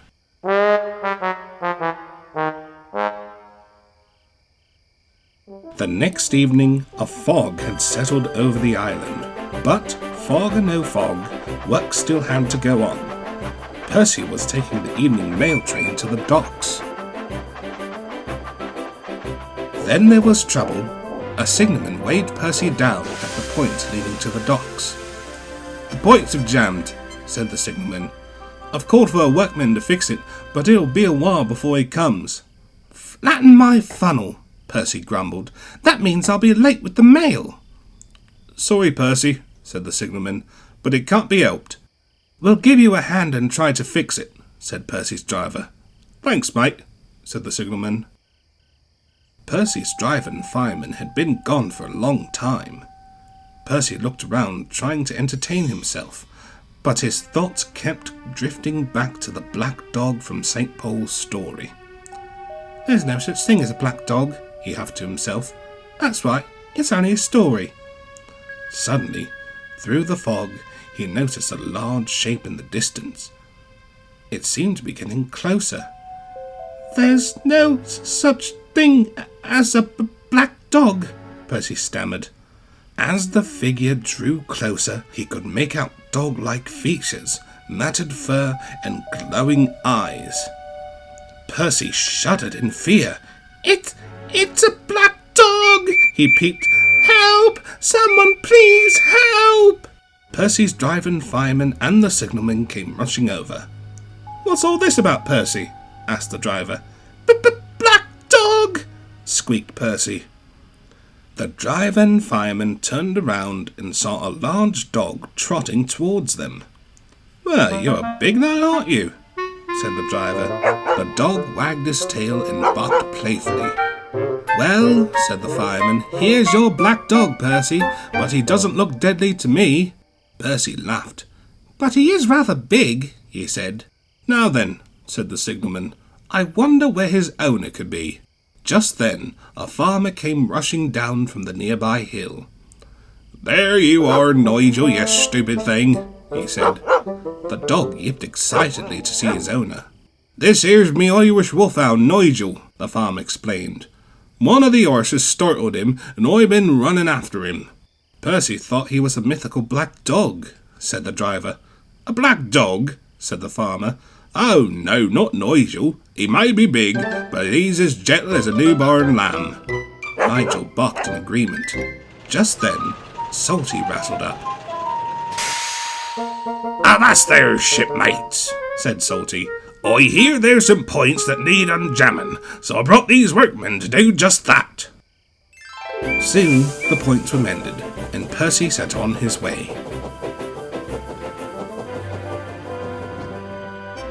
The next morning, St. Paul's Railtour train was ready to leave the station. Percy came up. St. Paul's, said Percy. Hello, Percy, said St. Paul's. Come to see me off? Yes, said Percy, but I've got a story to tell you now. And he told St. Paul's about last night's events. St. Paul's laughed. Well, that was a bit of an adventure for you, wasn't it? Percy agreed. Say, he said, you don't really believe all those stories you tell, do you? Nah, said St. Paul's. I know they're not real, they're just for fun. If there's something real I can tell you, it's this. The only thing you can really be scared of is your own imagination. Percy heartily agreed.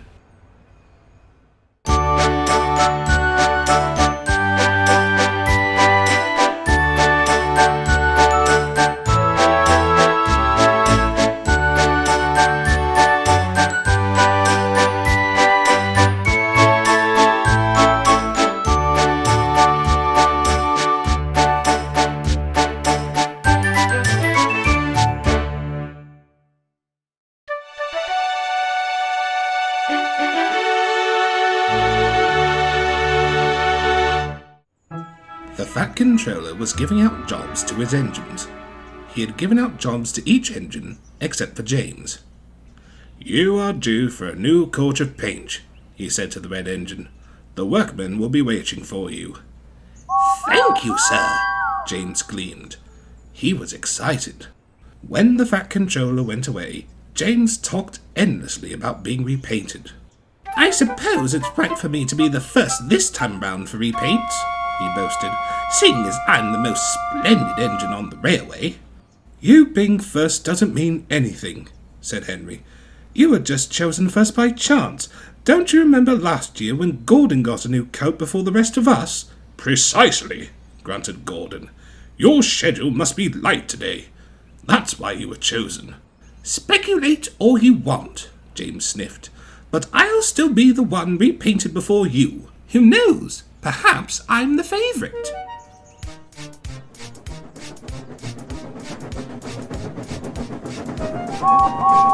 James was soon repainted. His bright red paint shined and his brass work twinkled as he scurried along the line with his coaches. The passengers were impressed with how bright he looked. "I really am the favourite," he thought to himself, and he sang to himself as he trundled along. "Somebody has to be the favourite, the one that everybody wants to see. Somebody has to be better than the rest. Somebody has to be so good that they're the best. Somebody has to be the favourite. Somebody has to be me." As James puffed toward Knapford, he could see that a new Railtour train had just arrived. He pulled up alongside to greet the visiting engine. "Hello," he said. "I'm James." "Greetings," the visitor said. "My name is Maude. It is very nice to meet." "I bet you've never seen such a splendid, shining engine like me before, have you?" James interrupted. Maude, taken aback, frowned. "It is most impolite to—" "I'm sure that you'd travel the whole world," James continued, "and never find an engine as splendid as I." Just then the guard blew his whistle. "Oh dear, looks like it's time for me to go," James huffed. "Off to share my splendour with the world." Maude was most annoyed. "What cheek!" she spluttered. "I've never met such a rude and conceited engine." Donald and Douglas, who were close by, came to see the visitor. "I've seen you mit James, lassie," said Donald. "Is he always like that?" asked Maude. "Och, aye," said Douglas. "He's a muckle proud engine, James. He'll bore you to the frames with his yammerings." "Well," said Maude, "I'll put a stop to it once and for all." Donald and Douglas laughed. "It's a determined engine who'll set forth to make James change his ways," said Douglas. "Aye," said Donald. "Best to not fash yourself with such a grueling task." "Difficulty never stopped me before," said Maude. "I'll see to it that he'll be a changed engine before I set for home." The next day, James came to the platform to collect his coaches. He was surprised to see Maude coupled up to them. "Make way for Sodor's finest engine," James peeped. "Not this time," said Maude firmly. "It's high time someone taught you some humility, so I'm coming with you to make sure you act appropriately." James began to get cross. "No, you won't! Now get out of my way, you silly engine!" he huffed. "That's no way to talk," Maude scolded. "Now come along or you'll be late." James, feeling defeated, coupled up in front of Maude. Henry then pulled into the station. He was surprised to see two engines pulling the same train. "What's the matter?" Henry asked. "Need some help with your passenger run?" "I'm joining James today to teach him how to behave like a good engine," explained Maude. She turned to James. "Now then," she said, "give this engine here a polite greeting." James sighed. "Hello, Henry," he murmured. "With feeling," Maude demanded. "Hello, Henry," James muttered loudly. "Good," Maude said. "Now, give him a compliment." James groaned. "You're looking very green today," he said. "Why, thank you, James," Henry laughed. "It's nice to see you act nicely for once." "Oh, shut up!" James hissed. "James!" Maude huffed. "Such language! Apologise at once."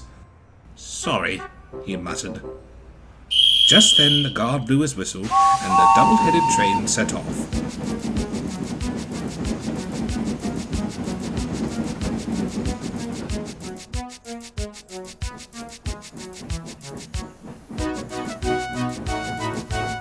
All the way, Maude kept fussing and lecturing James on how to be a polite and courteous engine.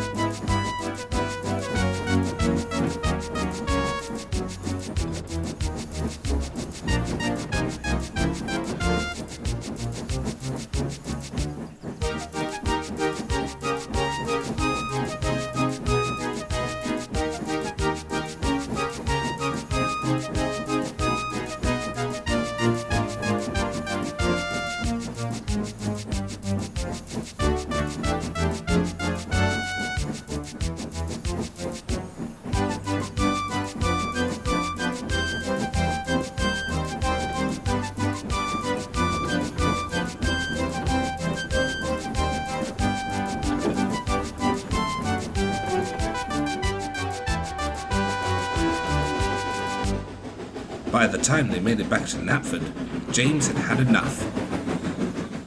"Now then," said Maude, "what did you learn today?" "I've learned that I'm never pulling a train with you ever again," James sniffed. "You're a misery." "Then it looks like you haven't learned anything at all," Maude huffed angrily. "I'm not leaving your sight until you've learnt some sense. The only sensible thing I'm doing is getting away from you."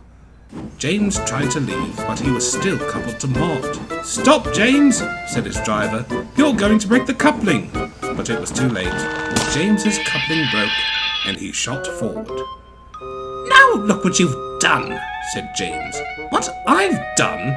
Maude questioned. "This is all your fault." The two stubborn engines began bickering. "Charlotte!" ordered a voice. It was the Fat Controller, along with the Railtour manager. "Please, sir," pleaded James, "save me from this miserable cur." "Please, sir," pleaded Maude, "let me teach this engine some manners." "That's enough," called the Fat Controller. "Now what is all this bickering about?" "This engine won't leave me be," protested James. "She's been fussing at me all morning, telling me how to behave." "It's only because you won't stop boasting about how grand you are," said Maude. "Maude?" the Railtour manager scolded. "We've talked about this. You should know by now that you can't force other engines how to think, feel, or say." "James may be boastful," the Fat Controller added, "but at least he was trying to be really useful. You were only interfering." "I'm sorry, sirs," said Maude.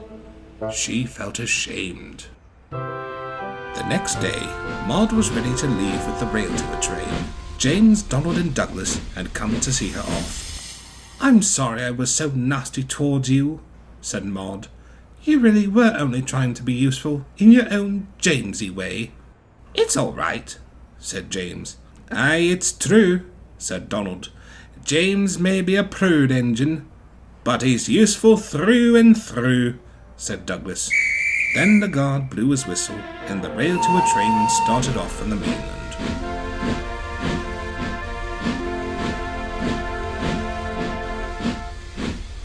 "You reckon we'll ever see it again?"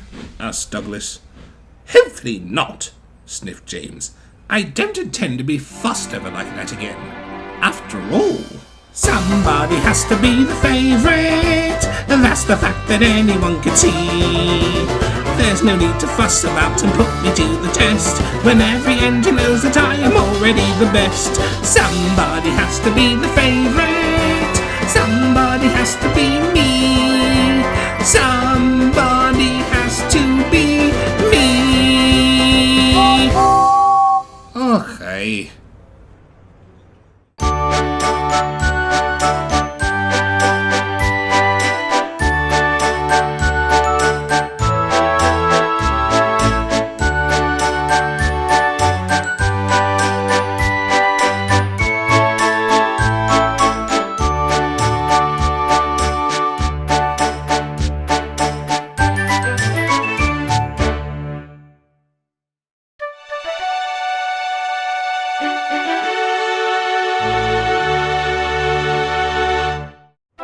The last Railtour train of the summer was due to arrive at Knapford.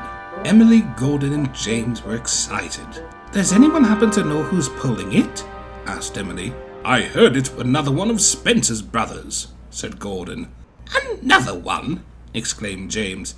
"You'd think these Railtour people would be tired of looking at the same engine." "Well, at least they chose to see this one," huffed Gordon, "unlike us being stuck with you." James hissed with resentment. Just then, the Railtour train came gliding into the station.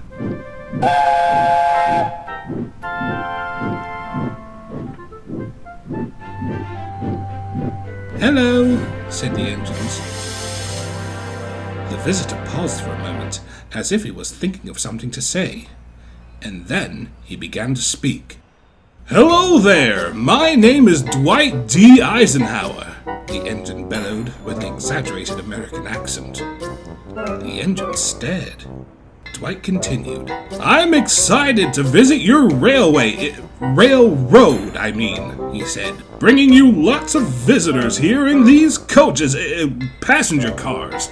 And Dwight looked at the other engines, who were still bewildered by his antics. Oh, crumbs, he muttered to himself. Why are you talking like an American? Asked Gordon. What is a railroad? Asked Emily. And why are you referring to your coaches as cars? Asked James. In case you've forgotten, cars go on the road. I suppose I should explain, said Dwight normally. My old name was Golden Shuttle, but I was renamed after one of the generals that helped win the war. After my rail tour is done, I'm being sent to live in a museum in America. Is that why you were talking like that? Asked Gordon. That's right, said Dwight in his American accent. I gotta get used to speaking like them and using their terminology. But you don't have to do all that, said Emily. I'm afraid it can't be helped, little lady, Dwight continued. It's the American way.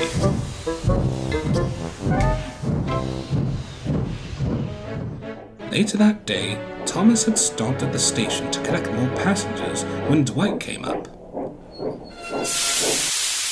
Hello, said Thomas. You're here for the rail tour, right? That's right, Dwight said. I'm Dwight D. Eisenhower. Thomas looked at the visitor, feeling confused about his voice. I'm Thomas, he said. Oh, so you're Thomas, Dwight continued. The other rail tour engines told me about you. Yep, everyone loves Thomas the Train. Now wait a minute, huffed Thomas. I'm not a train, I'm only a tank engine. When I'm pulling my coaches, then I'm part of a train. Dwight became flustered. And why are you talking like that? Asked Thomas. That's odd behaviour for a proper engine. Stop it! I am a proper engine, exclaimed Dwight, talking normally now. I'm just more, cultured, that's all. Not like you'd understand, you silly little engine.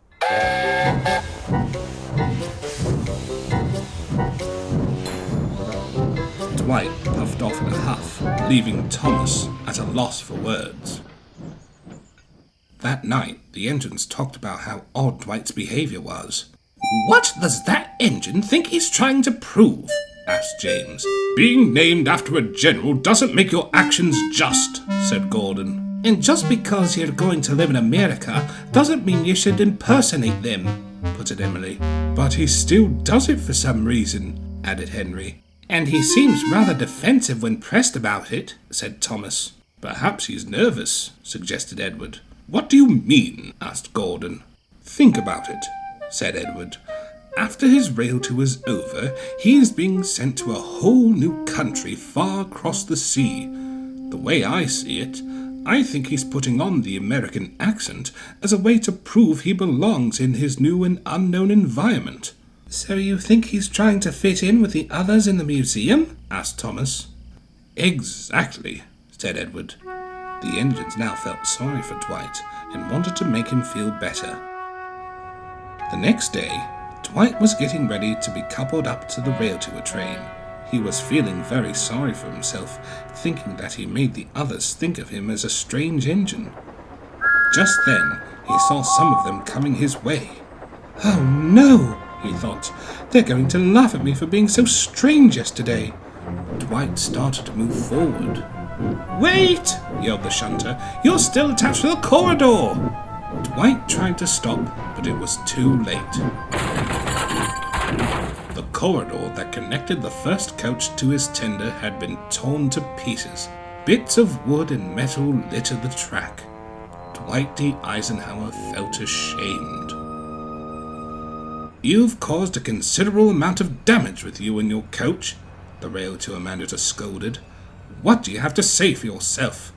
I'm sorry, sir, murmured Dwight. I was afraid that those engines were coming to tease me. Dwight? Asked the rail tour manager. Were you talking in that silly American accent of yours? Yes, sir. Now, I've told you not to do that. You don't need to put on a silly accent to fit in when you go to America. Edward and Gordon moved towards the platform. Is this true? Edward asked. Did you put on that accent because you wanted to fit in with the other American engines? It's true, Dwight admitted. I'm very nervous about going to America. I thought they would say mean things to me because I wasn't like them, so I practiced this accent and tried to memorize the terms they use over there, so that they would accept me. Nonsense, huffed Gordon. You don't need to do all that. Those American engines will be delighted to get to know you, no matter what you look or sound like, no matter if you call it a railway or a railroad. Dwight felt a bit better after hearing this. So, they'd like me just as I am? Of course, said Edward. Soon the corridor was repaired, and Dwight was ready to leave the station. Goodbye, everyone, Dwight said. I'll show those Yanks how we do it, stiff upper lip and all that. 3 cheers for Dwight D. Eisenhower, called Gordon, and Dwight was cheered to the echo as he pulled out of the station.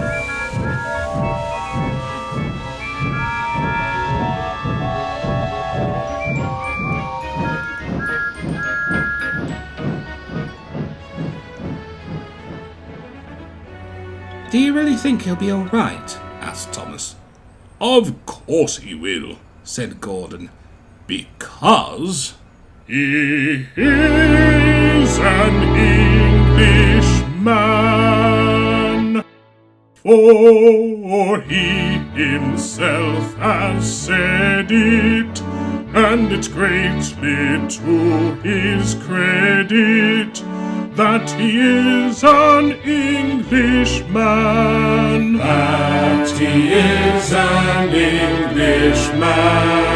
For he might have been a Russian, a French or Turk or Prussian, or perhaps Italian. Or perhaps Italian. But in spite of all temptations to belong to other nations, he remains an Englishman. He remains an Englishman.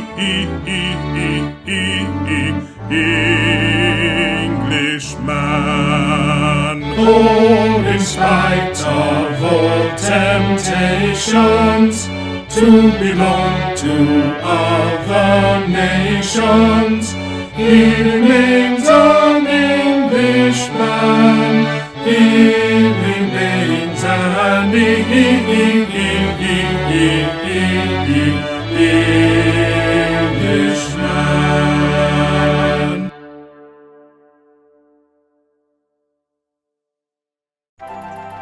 Summer had finally come to an end on the island of Sodor. The engines were reflecting on the summer's events and all the different engines they had met. I wonder if there'll be any more Railtours coming to Sodor next summer, said Thomas. That would be a question for the Fat Controller, said Edward. Well, here he is, said a familiar voice. And I have an answer. The engines looked on in excitement. I've received word from the Railtour manager. Because this series of Railtours was so successful, the Railtour company decided to schedule another series of Railtours for next summer, and Knapford will once again be a stop for these tours. Hooray! Called the engines. Do you know who will be pulling the tours for next year, sir? Asked Percy. I'm afraid they're still deciding that, said the Fat Controller. We may not know until the trains are headed for Sodor. There's still plenty of engines who haven't come to Sodor, sir, said Henry. Perhaps one of them will come. Maybe so, the Fat Controller said. But for now, it's time to rest. You've all got a busy day tomorrow. As the Fat Controller walked away, the engines found it hard to go to sleep.